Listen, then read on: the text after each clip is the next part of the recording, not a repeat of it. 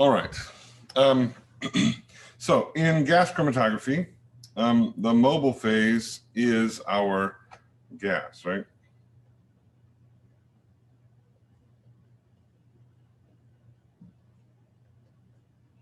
Just like in liquid chromatography, the mobile phase was the liquid. We sometimes refer to it as the carrier gas rather than the mobile phase, right? Just a terminology that has developed over the years, right?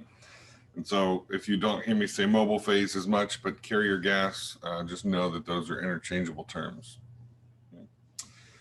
The stationary phase in GC is stationary what? Don't even know what I was going to write. The stationary phase in GC is still solid and often is still bound to some inert, solid phase, and then the stationary phase is built on that.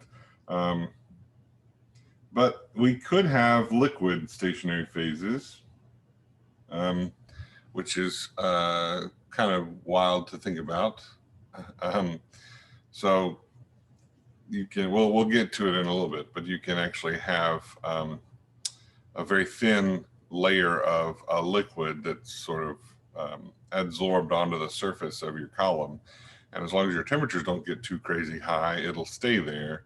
And your solid phase, your stationary phase will actually be that liquid that's on the column wall rather than a solid stationary phase. Of course, in gas chromatography, the sample has to be a gas, right?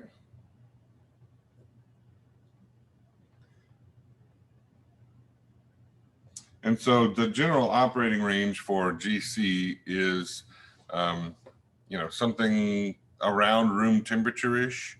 Again, just like in HPLC, we want to be able to control that temperature pretty well. And so very rarely are things going to be below, say, 25 or 30 degrees C. It's just too hard to control something at 25 degrees C when the room is at 20 or 23 degrees C. And, that it's just hard to maintain that temperature. If you bump it up to 30 degrees C, you're well above the temperature of the room around it, and it can sort of maintain that temperature better. And so a range of maybe 30 to, depending on your column, some columns perform well at high temperatures, but I think generally speaking, an upper limit of about 400 C is a reasonable range.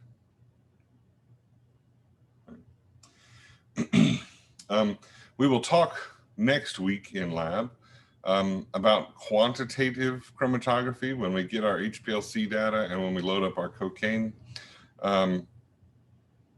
So we'll talk more about the quantitative aspect, but both GC and HPLC are good at quantifying data, right? And so just like with HPLC, we can get both qualitative, what is it, and quantitative, how much of it do we have, data from gas chromatography. For cocaine next week, bring a bill. Could be a dollar bill, could be a hundo, could be, if you have euros, that could be interesting. Ashley, I don't know if you have any Czech crowns left, but you could bring some crowns. Yeah, so, if you have any interesting currency, feel free to bring it. 10s and 20s have the most cocaine on them, according to some study that I read. Sorry. So bring a bill. Everything is likely to have a little bit of cocaine on it. I mean, it's just true. I don't know what to tell you. So instrument design, we're sort of flipping chapter 15. Chapter 15, we didn't talk about the instrument until the tail end. In 16, I want to talk about the instrument first, just so that we can sort of point out the differences between the two as we go through the chapter. Right? Generally speaking, GC is a much more a much simpler instrument than HPLC. Right? You don't have all of this funny mixing. You don't have a pump that keeps it at a constant pressure. You don't have, you know, lots of different solvent bottles. You have a source of your carrier gas. You have a flow regulator that maintains the flow, and then you have your column. Right? And so, generally speaking, this is a simpler design from an instrumental standpoint.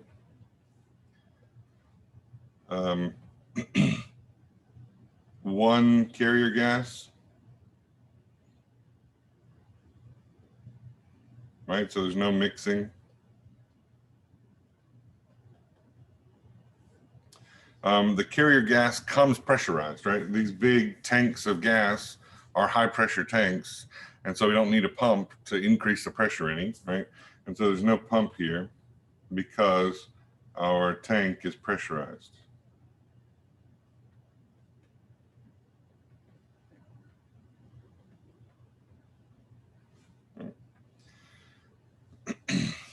And so we have the inlet, we have the column, and we have the detector, right? And so that's the same as HPLC. We'll talk about each of those in turn, and go through some, you know, types of stationary phases, types of columns, as well as different types of detectors. Okay. So, you know, I told you there was no mixing of carrier gases. In HPLC, we mix our mobile phase so that we can elute things out in a timely fashion, separate out things that we need to separate out. And we called that gradient elution, right? Well, if things are already in the gas phase, the more efficient way of changing that distribution coefficient, rather than changing the polarity of our carrier gas, gases are not polar. The gases that we use are not polar. Usually helium, sometimes nitrogen, argon if you're really in a pinch, hydrogen if you're going to burn things. These are not polar gases, and so the point of a carrier gas is not to be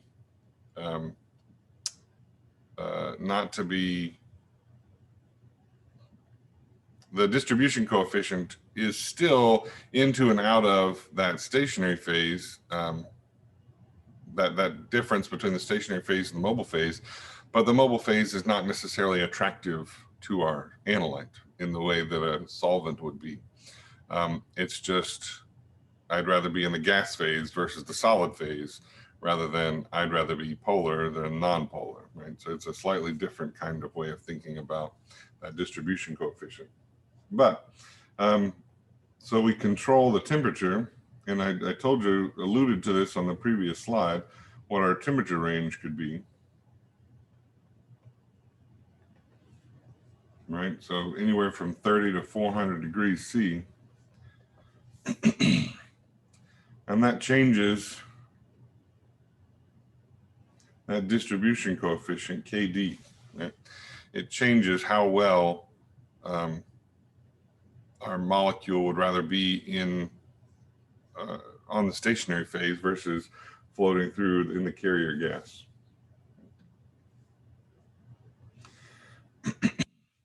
So let me sort of go up here and give you another way to think about this, right? At higher temperatures, analytes are more likely to be in the gas phase.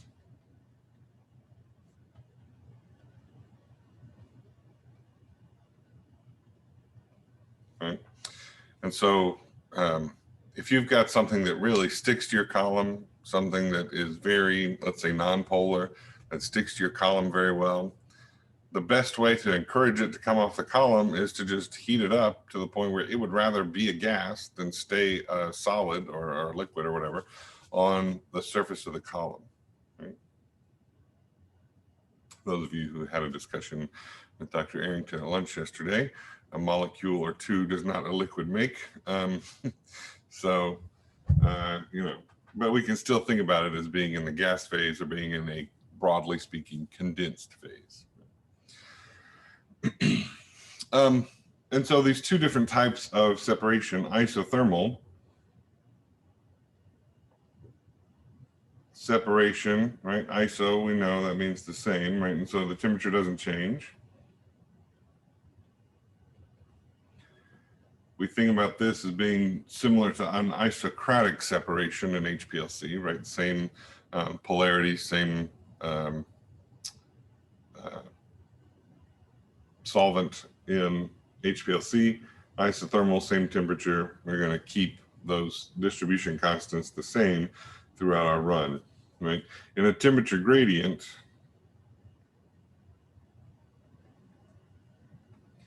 we increase the temperature over time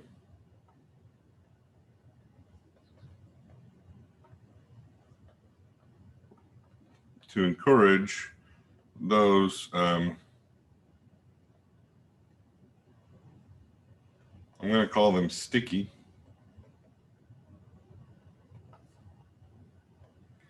analytes to come off the column.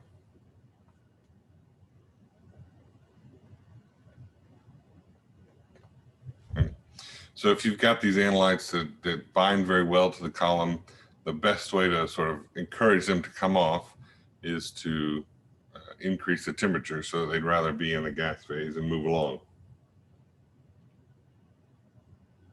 Okay. So that's why we don't need a mixer. That's why we don't need multiple carrier gas bottles, right?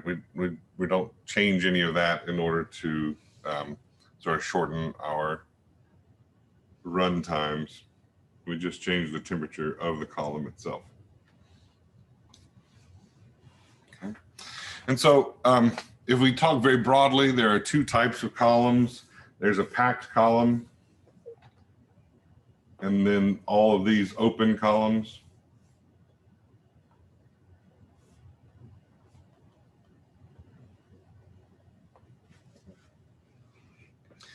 Packed columns are very much like HPLC, right? They are they're columns that have some small particles in it. You can see in this image, hopefully, there's lots of little tiny stationary phase balls, right?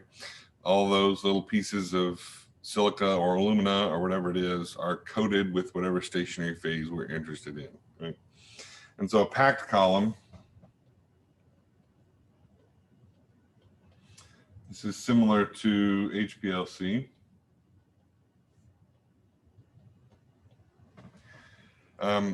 And it's they tend to be shorter, right? They have a lot more surface area on all those little spheres. And so you, in a packed column, rather than an open column, you can tend to have similar separations in a shorter time. And so these are usually in the order of 1 to 3 meters long. Okay. So relative to HPLC, that's enormous, right? The column that we installed yesterday was 15 centimeters long. So we're talking about something that's 10 times that. And so you get less intimate contact with a gas and a stationary phase than you do with a liquid and a stationary phase. And so you need a little bit more opportunity for those two to interact. Open columns are anywhere from 15 to 100 meters long. And so, you know, we think it's even crazier still from the packed column, right? So 10 to 50 times larger. Okay. When we look at these three column types that sort of fall under the open category, this coated open tubular column is by far the most common type. And then this one here is the one where I told you, you know, you can get solid liquid in your column. And so the inside of that column is coated with some sort of solid stationary phase, and then that solid stationary phase is flooded with a liquid. And it's so small that some small amount of liquid hangs out around around those little beads, and that's your stationary phase.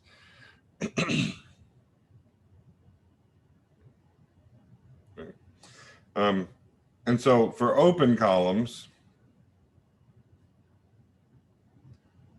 right, I told you that they're longer, so 15 to 100 meters. But also we saw in lab a column in a GC, that the ones we saw were very, very narrow, right? So these are on the order of 50 microns.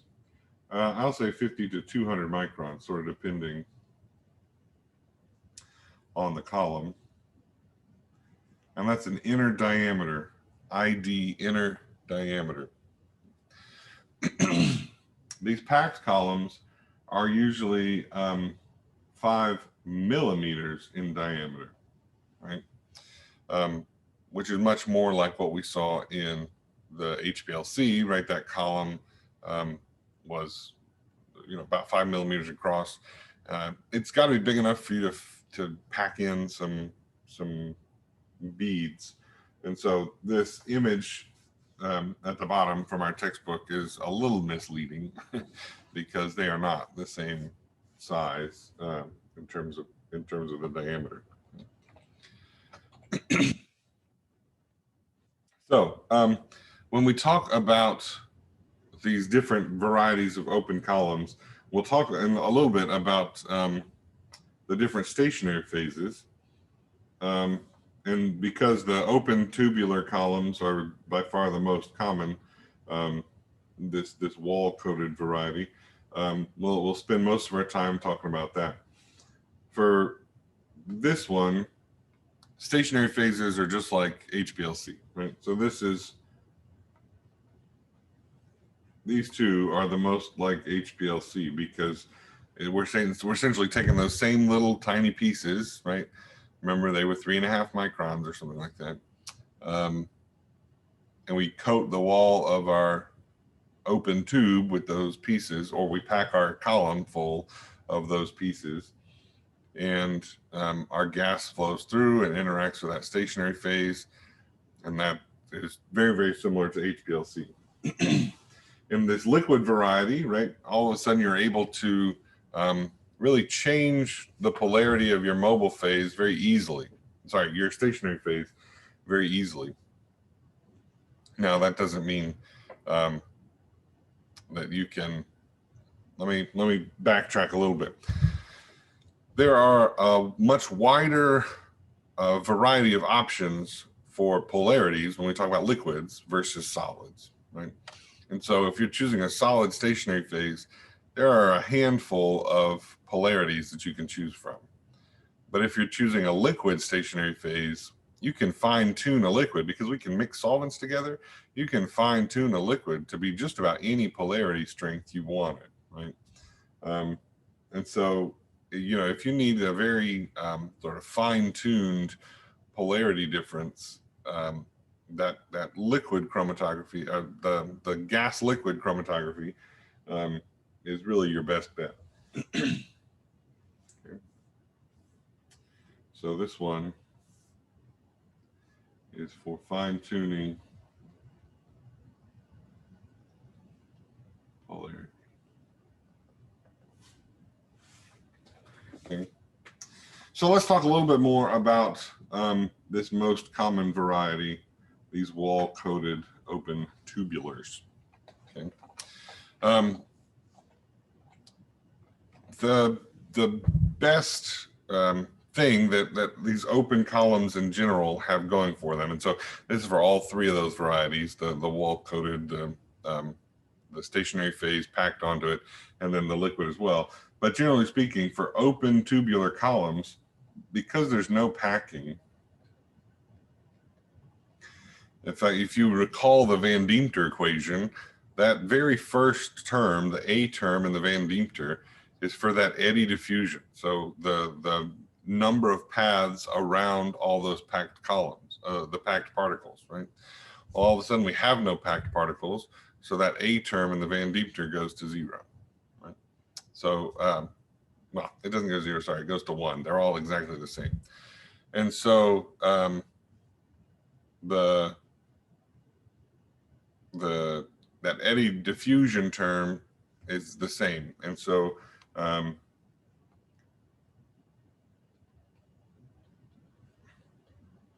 in the Van Diepter,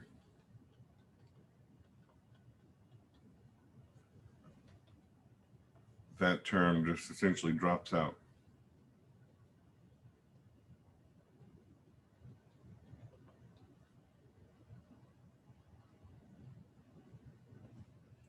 It's not a term, it's the A term in the Van Diepter.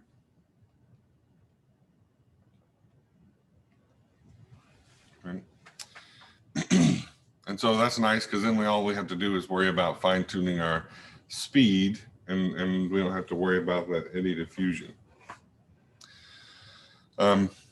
Just like with packed columns, for open tubular columns, we still calculate N as being the length of the column divided by the plate height, right?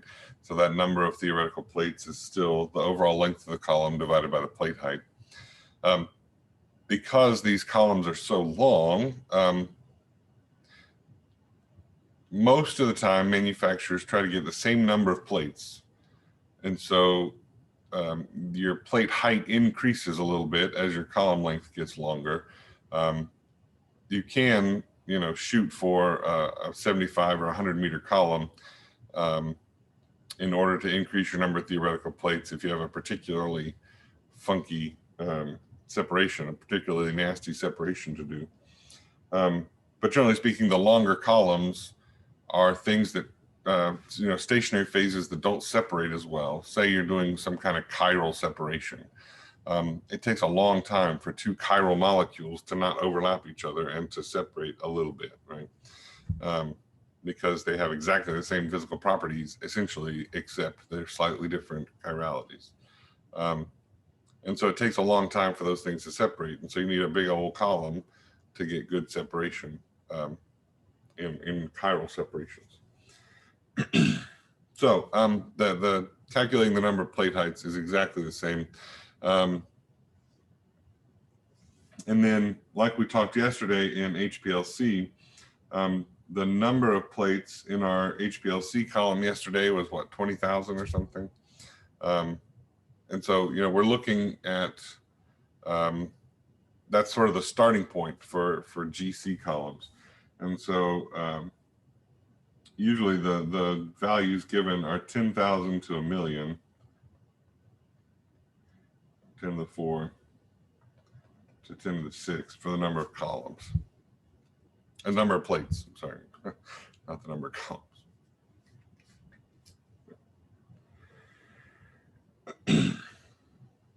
Okay.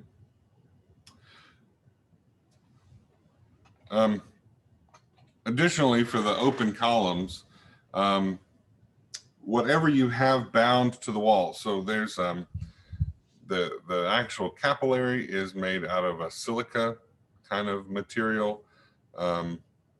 So it's very similar to glass, but it of course, we're going to bend it like this, right? So if you've ever played around with fiber optics, you know that that's a strand of glass that you can bend in lots of funny ways, right? So think about this as being similar. It's a very thin piece of glass that we can bend into that loop. And so you have this silica material, and then whatever your coating is on the inside of that. And then most GC columns are kind of brownish looking. That's because they put polymer on the outside of the glass just to increase the strength as you bend it and all this kind of stuff. So when we talk about the stationary phases,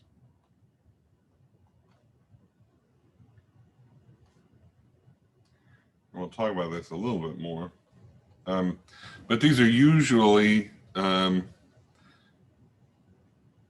polymeric, right? They usually have some, well, let me back up a step.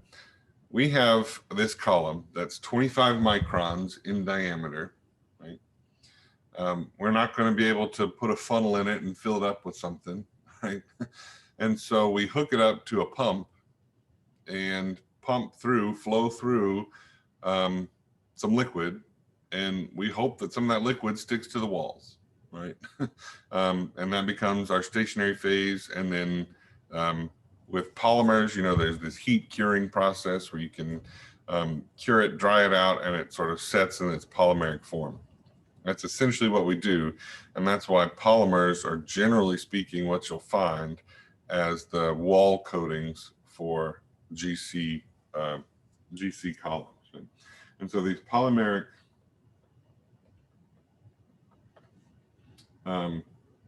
layer,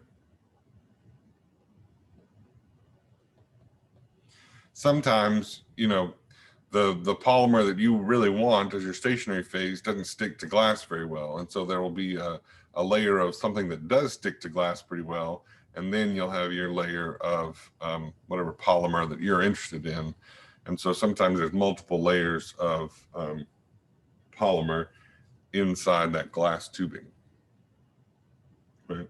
But just like in HPLC, you can sort of fine tune what that stationary phase is. You know, if you're dealing with something aromatic, I don't know how much you talk about this in organic, but the aromatic compounds have a very strong ring interaction, right? So they like to stack. Those pi clouds interact with one another, right? And so if you have two aromatic rings, they like to stack on top of one another. And so if you're trying to separate aromatic compounds, you can have an aromatic stationary phase, right? That polymer can build in a phenyl ring. And so you'll take advantage of that pi stacking to increase your separating power. You can have amine groups, right? If you're separating out amino acids or something that interacts well with that nitrogenous base in the gas phase, you can put some amine groups on your stationary phase. A lot of them are pretty nonpolar, and so the polar stuff comes off very quickly. The nonpolar stuff hangs out a little bit, just like in HPLC. If you have something that's polar, of course, you can choose to put a polar group onto your stationary phase so that it interacts more, and you're able to do the separation on the polar side instead of the non-polar side, right? That's a bit of the downfall of GC versus HPLC, because HPLC separates on really you can separate a lot of different polarities in HPLC because we can use gradient dilution, right? You can start with something that's super polar, and everything nonpolar is going to stick to the column. And then eventually you can transfer. I mean, you could go from water to hexane in a gradient dilution, right? Those two things don't mix at all. And so, you know, you can separate out a whole ton of different analytes in HPLC. In GC, it's much more difficult to separate out a wide variety of different analytes, because our mobile phase isn't polar or anything. It's just it has much more to do on the boiling point of our compounds, and then the polarity. But the polarity, we don't get as wide a range as we do in HPLC. Okay, so let me just add here, since I talked for a long time, you can have various functional groups.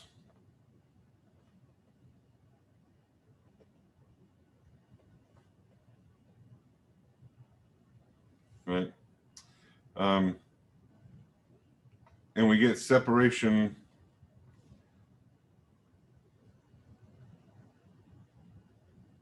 based both on polarity and on boiling point. Right. as we do that temperature programming, that temperature gradient. If you have two compounds that are very similar in polarity, hexane and heptane, for example, right? These things are almost identical in terms of their polarity. One of those is going to come off first. Hexane is going to come off first because it has a slightly lower boiling point. Okay. All right. So choosing a mobile phase and what the mobile phase does for us. Again, we usually call these carrier gases. And so this is the Van Deemter for the three most common carrier gases. Helium, probably by far the most common, nitrogen, and hydrogen. Just as a quick reminder, are we trying to maximize or minimize this HTEP?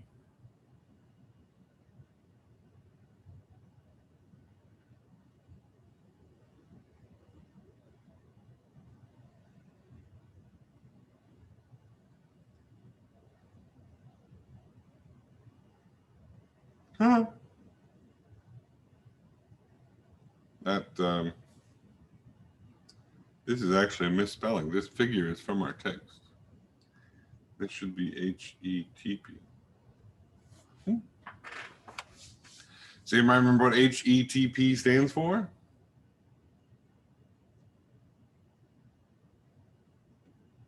Pum, pum, pum. Height equivalent theoretical plates. There we go.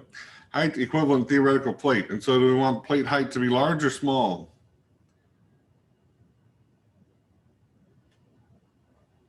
Small, because we want more plates to increase the resolution. That's it. So we want our plate height H to be small. And so our N number is big, so we have good resolution. And so, we want low plate heights, small plate heights. So what does the mobile phase do, right?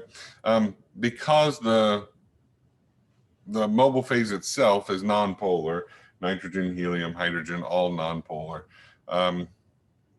They don't really do a lot in terms of encouraging our molecule to come into the carrier gas, into the mobile phase, any more so than, to a much less extent than you see in HPLC. And so more than the identity, we care about the temperature and the pressure of the carrier gas is more important than its identity.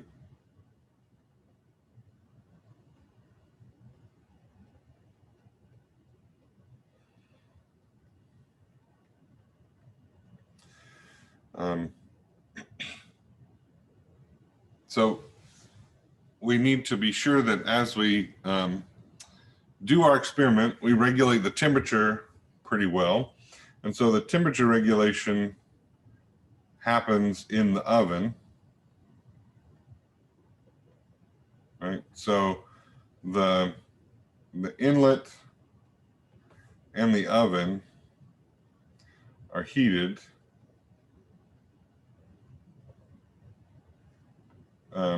And because those things are heated, the gas gets heated as it enters through the inlet and into the column oven. Sorry, the oven is heated. That doesn't tell you much. The column oven.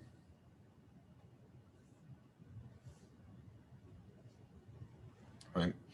And so the column's at a set temperature, the inlet's at a set temperature. And so the gas, it's pretty easy to warm up gases. And so those reach temperature pretty well. Right? We regulate the pressure is really regulated by the flow.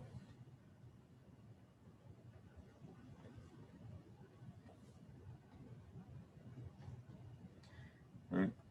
Because we've got this very set size of our column, it's super narrow in terms of diameter and it's super long, right? Imagine trying to suck up your drink through 30 meters of a straw that's 25 microns wide, right? It'd take you a day and a half to get a sip of your soda. And so the gas is going to move through there. It's very speed limited, right? It's going to move through there at a certain set rate. It's not set, but the rate changes slower than the pressure changes. And so if we increase the flow rate, it's going to take more pressure of that gas to push it through at a faster rate, right? Again, think about a straw sucking up your liquid. If you suck very slowly, it's not going to reach your mouth very quickly, right? But if you apply more pressure, that flow rate increases, right? In gas chromatography, instead of having a pressure valve, we have a flow rate valve. But because those two things go hand in hand, if we increase the flow, we're going to increase the pressure going through there, faster pressure in order to get it to go faster. Okay? The pressure tells us something we know about the density of the gas inside that column. It also tells us a little something about the number of collisions and things like that that's happening inside that column. And so it's not necessarily that we want to change that pressure, but we want it to be constant over the course of that run, right? Over the course of an analysis, we don't want that pressure to change. Right? And it's important that our mobile phase, that our carrier gas, more so than being nonpolar, we want it to be unreactive, right? We want it to be inert.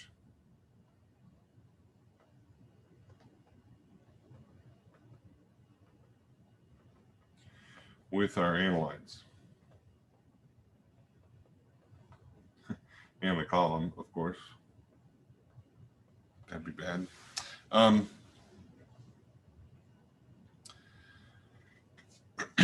And so, if we look at nitrogen and helium, especially, these things are pretty unreactive. Who can wager why nitrogen is not as useful as helium to us? Taking a look at this Van Deemter.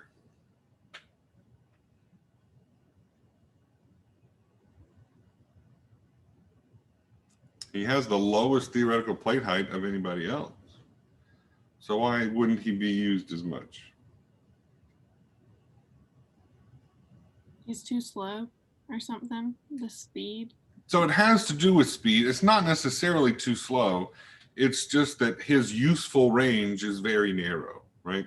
Because I want to be able to control flow rate to change my analysis. If I'm going to use nitrogen, it's got a super narrow window, right? Whereas if I'm going to use helium, right? Helium is pretty much the same for a very broad window. Same for hydrogen. Hydrogen is pretty much the same in a very broad window. And so that's why we use helium more often than nitrogen. Hydrogen we don't use because, well, it blows up, right? And so we don't use it unless we're going to use a detector where we need it to burn. Right?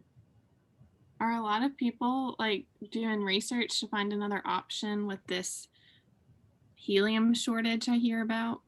Or not really? I think so. So the helium shortage is really detrimental. Well, it's really detrimental to places like the Dollar Tree, where you go to get your helium balloons. Right. But it's more detrimental to places that use a crap ton of helium. We talked a little bit in NMR about how these are helium-cooled supermagnets. And so keep in mind that going from a liquid to a gas, you're usually talking about a factor of 2,000-ish in terms of volume. So it takes 2,000 liters of gas to give you 1 liter of a liquid. and considering that most superconducting magnets use, say, 50 liters of helium, Yeah. liquid helium, that's a whole lot of GC. Mm-hmm. There are some places that have helium recyclers, right? So the reason this is a problem is because that liquid helium at 4 Kelvin is where it boils. It's hard to keep everything else around it at 4 Kelvin so it doesn't boil, right? And so that helium will boil off over time. There's a bigger push these days for that pressure release valve where that helium comes out as it boils off, to sort of connect that pressure release valve into a recycling system where it comes off and it goes into a tank, and you can use that tank for GC, or you can recompress it and make more liquid helium. Right? So there's a lot more recycling efforts being ramped up instead of just letting it go away into the atmosphere. Gotcha. Some people do use neon. I mean, you can use other things. Helium is nice and small, and so it has a small collisional cross section for you PChem people that talk about that. And so that's a good thing about helium.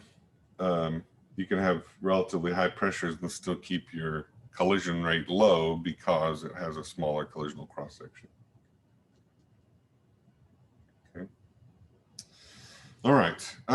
Well, let's talk a little bit about the injector, and then we'll call it quits. We saw this in action when we did our perfume analysis, right? We saw the auto sampler working. And I showed you what a septum looked like, and I showed you what this glass liner looks like. Let me make sure I got my pin going here.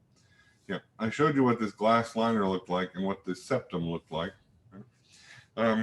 So that injection needle comes in and essentially, squirts out the sample here, and that whole injector is heated to a certain temperature. And again, this is just to ensure that we have our sample in the gas phase.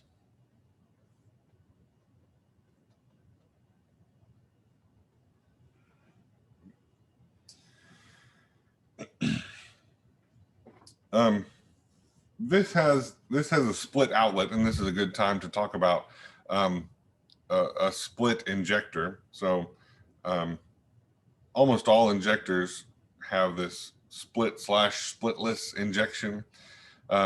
If you have a particularly concentrated sample, you may only need 1 microliter to put on the column, right? However, accurately measuring 1 microliter over and over and over repeatedly is not the easiest thing to do. It's a real tiny volume, right? And so it's easier to measure 5 microliters or even 10 microliters than it is 1 microliter, right? And so in a split injector, what that allows you to do is to inject a higher volume, which is more reproducible,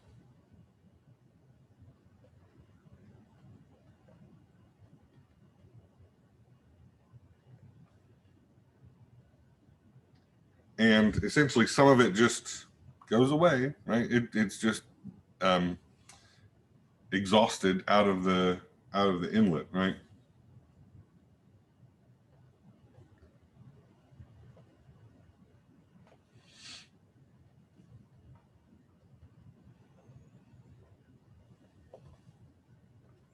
And that just means that it doesn't make it onto the column.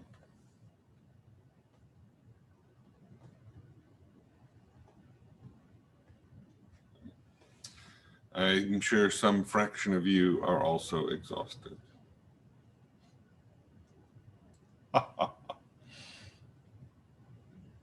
But this is, if you'll notice, our carrier gas. I'm going to try to draw the path of our carrier gas here. Right, the carrier gas comes in, And some of him goes around the glass inlet this way. Some of it goes down the glass liner this way. Right? And if you have your, if you've got your injector set up correctly, right, your column is going into, I need another color, your column is going all the way deep into your glass liner. Right? Maybe I should have chosen blue because the liner is also blue, or maybe. Right.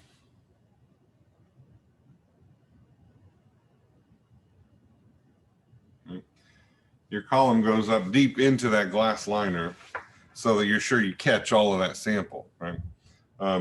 If you were doing a split injection, what happens is that this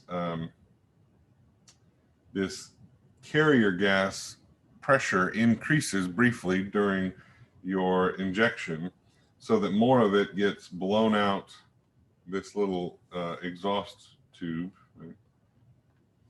And less of it makes it onto the column. Okay.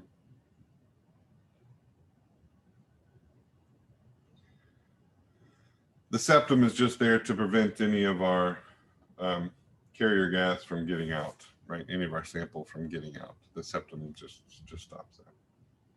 Right. All right. We'll talk about detectors on Friday. And I think that'll be it for chapter 16. Like I said, because we talked about chromatography broadly in chapter 15, chapter 16 is going to be pretty quick for us. Okay. Have a great Wednesday. Bye, thanks. So long.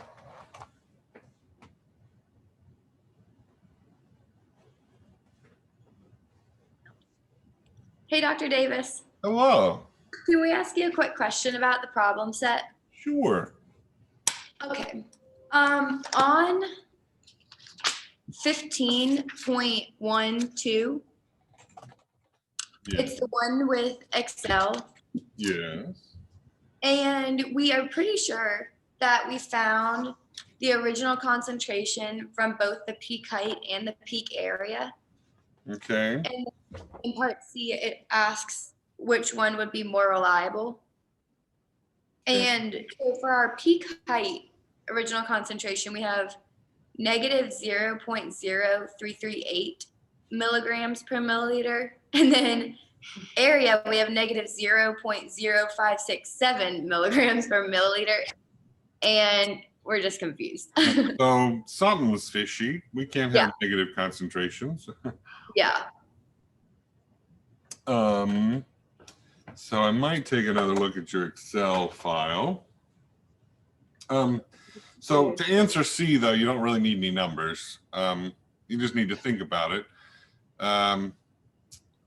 Because the size of our peak tells us, so at every point in that peak, we are detecting our compound, right? If that compound comes out over a longer period of time, that peak's going to be wider. If that compound comes out quickly, that peak's going to be narrower. Will those two peaks have the same peak height or the peak area if it's the same amount of material? Same area. Yeah. Yeah. And so which of those two do you think is more reliable? Peak area. For sure. Okay. So take another look. We shouldn't be getting negative concentrations. We used so we plotted the concentration versus peak height and then versus the area. And then we did, so we have the slope and the y-intercept, and then we did it at concentration equals 0, what were our values? And then we used the equation of a line and solved for x. So you haven't removed that negative from when you solve for x, maybe? No. Remember when we do the standard addition, we backtrack that line down to the x-axis. Mhm. And then we just use that constant, the absolute value of that X Okay. concentration. Perfect. Yeah. So it sounds like maybe you did it right. We just need to make sure we drop that negative sign. Okay. And then, we were gonna go collect our data this afternoon. So we'll collect it as a class next Tuesday. You don't need to. Oh, Ooh, nice. so no quad chart this week? No quad chart this week. Perfect. Wow, that's it. It's amazing. All right. Thank you, Dr. Davis. Have a great day. You said you would post more problems for chapter 16.